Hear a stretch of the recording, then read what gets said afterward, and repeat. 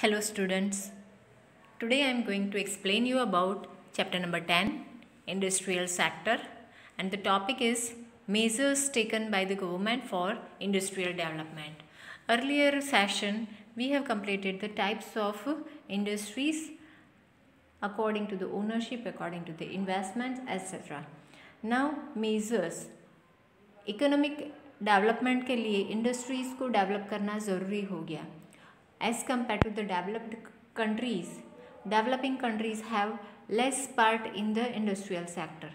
तो income generate करने के लिए, इकोनॉमिकल डेवलपमेंट करने के लिए government has tried to develop the industrial sector. So for that measures are taken. First measures is state-owned enterprises.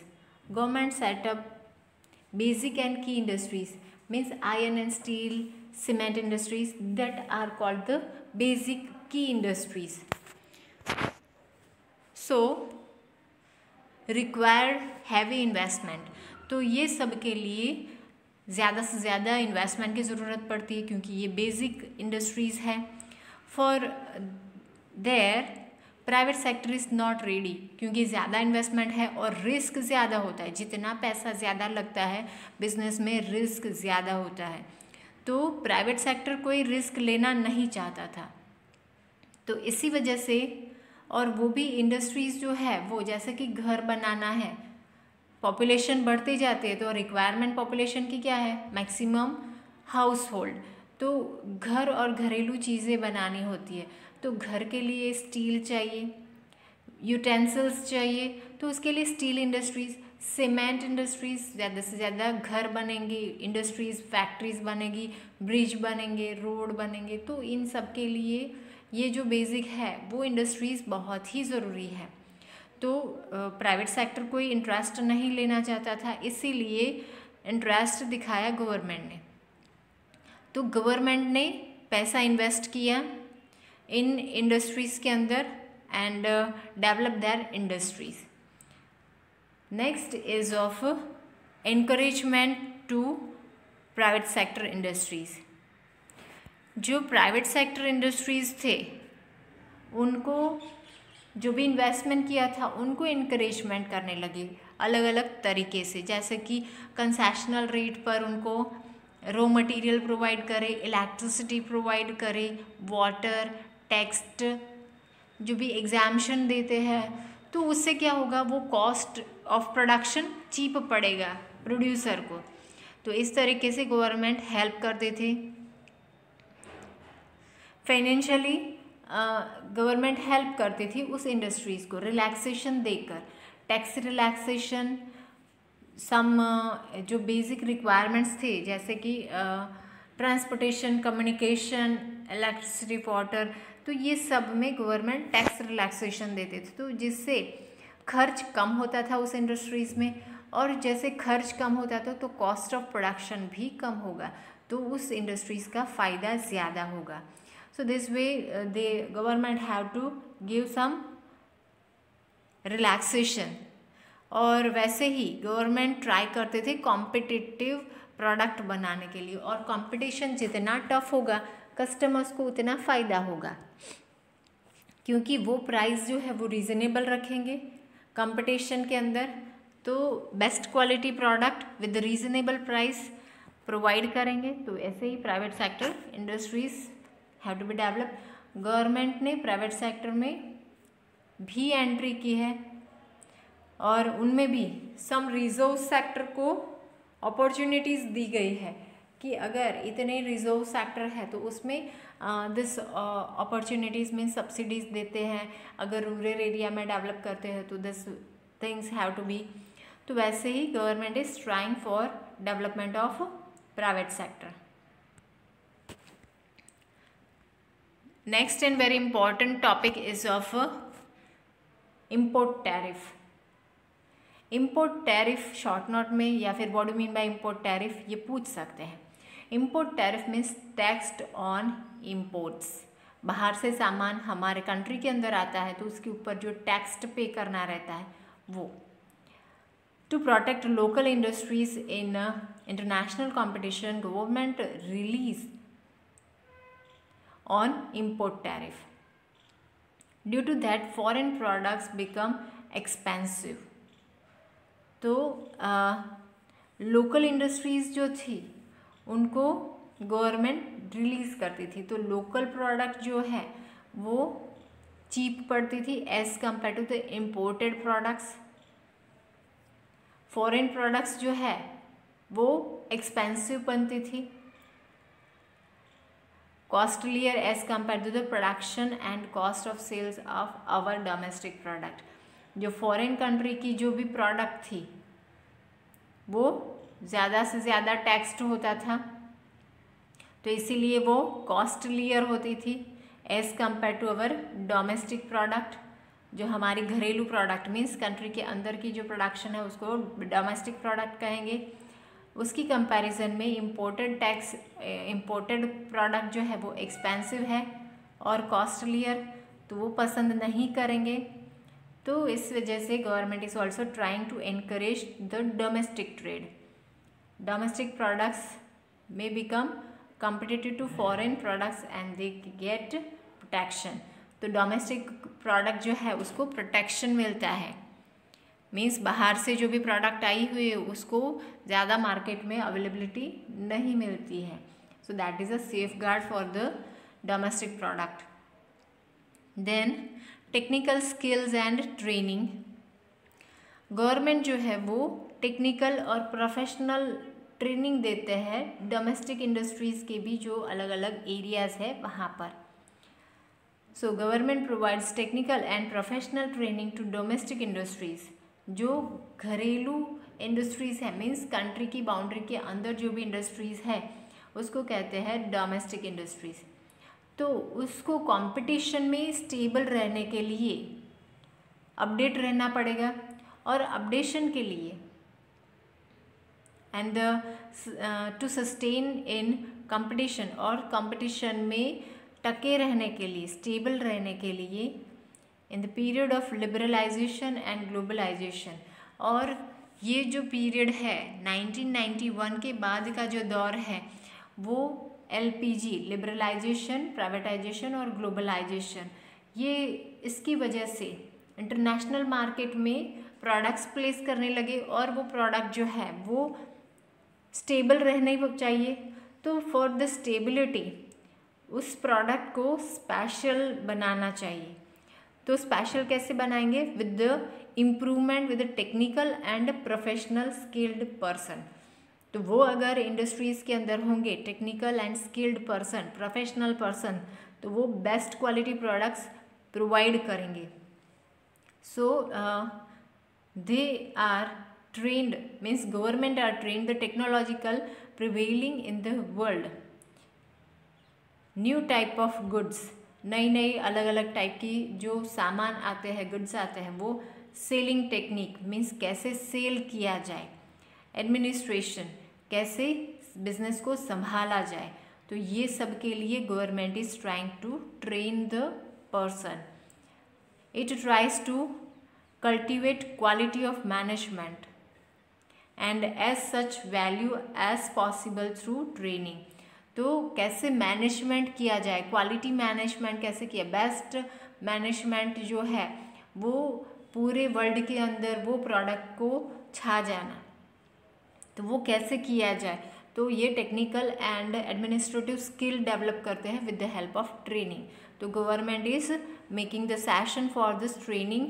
The purpose is to make them as strong as possible. जो strong industrialist हो गए तो वो international market में stable बने रहेंगे। Then fifth is economic support. Government also provide various economic help to the industries reduce their production cost. Production cost का मतलब है कि जो आपको प्रोडक्ट पड़ती है कितने में, वो जैसे कि कोई एक प्रोडक्ट है, सोप बनाने का प्रोडक्ट है, वो अगर कॉस्ट ऑफ प्रोडक्शन 35 रुपीज़ में पड़ता है, उसको वाटर सब electricity and chemical raw product and all things बन के 35 प्लस प्रॉफिट,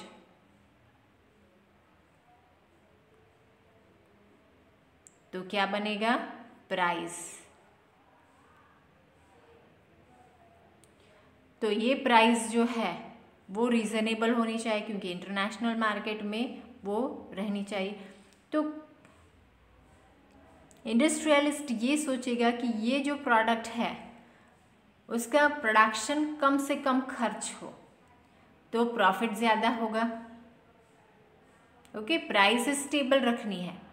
तो प्रोड्यूसर ऐसा चाहेगा कि रॉ मटेरियल का वेस्टेज कम हो तो कॉस्ट ऑफ प्रोडक्शन कम होगा। तो government is supporting for domestic products, domestic industries के लिए। Domestic industries may have lower production cost while enable them to sell their products in the international market, and by having price benefit that maximize its demand। तो अगर international market में cost of production लो होगा तो international market में वो stable बनेगा, क्योंकि competition में हर एक कंट्री के प्रोडक्ट होंगे, उस कंट्री के सामने हमारी प्रोडक्ट चीप होगी, प्राइस बेनिफिट मिलेगा क्योंकि वो चीप होगी। और जब प्राइस बेनिफिट सबसे कम प्राइस होगी तो वही प्रीफर करेगा best quality with less price, तो उसका डिमांड ज़्यादा होगा। Okay, so government may provide economic help by giving land on concessional rate.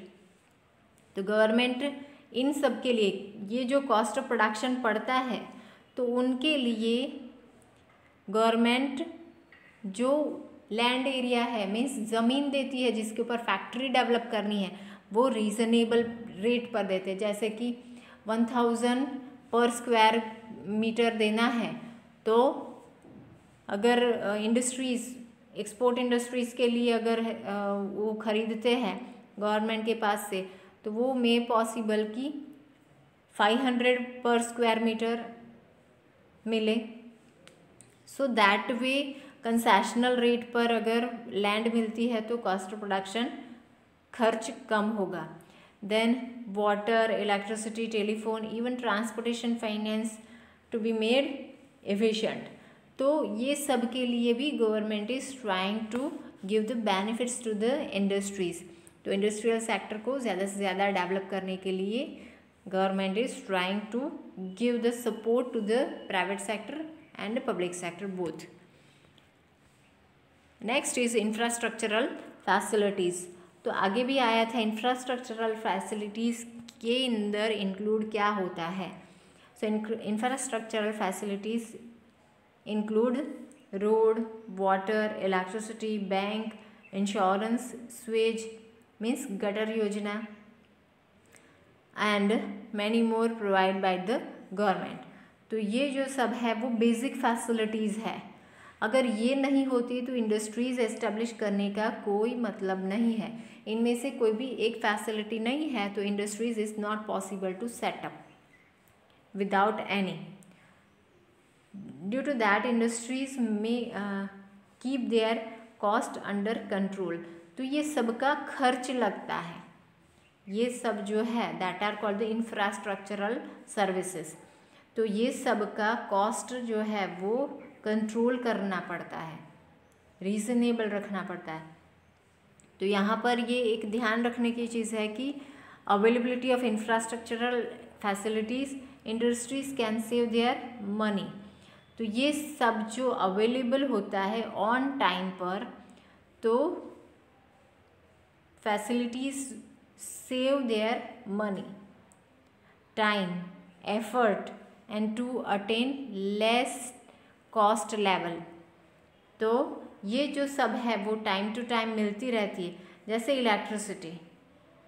Electricity generally cut off होता है इंडस्ट्रियल एरिया में Tuesday for the maintenance and repairing and etcetera. तो ये 24/7 चलता ही रहता है इलेक्ट्रिसिटी सप्लाई। वैसे ही water supply is also provided to the industries. Road जो है फैक्ट्री से लेकर जो तालुका या स्टेट लेवल या इंटरनेशनल लेवल पर जो ज्वाइन करता है वो रोड बैंक नियर बाय होती है तो बैंक के अंदर सारे ट्रांजैक्शंस होते हैं। इंश्योरेंस, अगर कोई एक्सीडेंट होता है तो इंश्योरेंस फैसिलिटीज़ भी हो। स्वेज मीन्स गटर योजना, जो केमिकल वेस्ट होता है या फिर whatever any kind of waste can be through sewage can taken out from the factories and many more. ये बहुत सारी जो सर्विसेज है that are provided by the government at the reasonable rate, तो जिससे वो कॉस्ट ऑफ प्रोडक्शन जो है वो लेवल कम होगा, और जो कम कॉस्ट पड़ेगा तो उसकी डिमांड ज़्यादा बनेगी, कंपटीशन में वो स्टेबल रहेंगे, so they may get encouragement to run the industries, तो उनको ज़्यादा बढ़ावा मिलेगा कि वो इंडस्ट्रीज़ को आगे बढ़ाए, आगे ले जाए। Then set up various institutes and policies, बहुत सारे इंस्टीट्यूट्स डेवलप करनी है जिसके थ्रू फाइनेंस मिल सके इंडस्ट्रीज़ को, and policies are also introduced by the government to encourage the industries. Government make various industrial policies and make necessary changes in them as per the requirement, जब जब ज़रूरत होती है तब वो चेंजेस करते रहते हैं पॉलिसी के अंदर। जैसे कि 5 ईयर प्लान होता है गवर्नमेंट का, हर एक गवर्नमेंट जो है वो अगर सत्ता पर आती है तो वो 5 ईयर प्लान लेकर आती है, 5 साल तक वो गवर्नमेंट रहती है, तो उनके लिए इंडस्ट्रियल डेवलपमेंट का एक और टॉपिक होता है, पॉवर्टी का टॉपिक है, या फिर एम्प्लॉयमेंट, अनएम्प्लॉयमेंट रिमूव करना है, तो ये जो सारे इश्यूज़ है तो इनके लिए some amount have to be allotted by the government. तो ये जो है वो पैसे अलॉट करते हैं, तो वो कौन सी स्कीम के अंडर में, कौन सी पॉलिसी के अंडर में पैसे अलॉट किए हैं वो गवर्नमेंट इंट्रोड्यूस करती है, और उसके अंदर जब ज़रूरत होती है तब वो चेंजेस भी करते रहते हैं। ओके, सो पॉलिसी इंट्रोड्यूस करना, इंडस्ट्रियल पॉलिसी गवर्नमेंट इंट्रोड्यूस करती है, और उसमें जब ज़रूरत होती है तब चेंजेस भी करते रहते हैं। It creates a system so that its important policy, import policy, export policy, monetary policy, fiscal policy, tax policy, etc. remains favorable to the industry. तो which type of policies are introduced by the industrial sector? तो आपको ये ध्यान रखना है, अलग अलग 1 mark में पूछ सकते हैं, अलग अलग policies, import policy, export policy, monetary policy, fiscal policy, tax policy, तो ये फेवरेबल होनी चाहिए। Favourable means in favour of the industrial development, तो government is trying for that and even try to prevent unfair competition. Unfair means सिर्फ एक ही सत्ता पर हो, एक बेस्ट प्रोडक्ट सत्ता पर रहे और दूसरे जो कंपटीशन में आने वाले उनको हटा दें, so that is unfair competition, वो नहीं होनी चाहिए by it drafting different law. और गवर्नमेंट ने बहुत सारे कायदे कानून बनाए हैं, industrial act, company act, competition act etcetera, तो ये जो कायदे हैं उसके अकॉर्डिंग टू अनफेयर ट्रेड भी नहीं पॉसिबल है। So government is trying for the best product from the industries. It has also created institutions. Government ने इंस्टीट्यूशंस भी बहुत सारे बनवाए हैं जो इंडस्ट्रियल डेवलपमेंट के लिए पॉसिबल है, वो काम करते हैं, जैसे कि IDBI, industrial development bank of India, SIDBI, ICICI, IFCI, LIC, life insurance corporation of India, GIC etcetera. तो ये जो है वो फाइनेंस प्रोवाइड करते हैं, सिर्फ और सिर्फ इंडस्ट्रीज़ को फाइनेंस प्रोवाइड करने वाली ये सारी इंस्टीट्यूशंस है, फाइनेंशियल इंस्टीट्यूशंस हैं। सो जो सिर्फ और सिर्फ इंडस्ट्रीज़ को ही फाइनेंस प्रोवाइड करते हैं।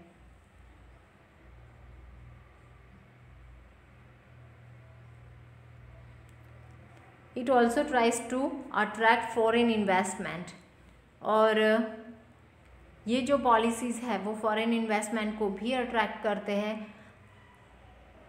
and thus government provide help and protection from all aspects, create suitable environment for the development.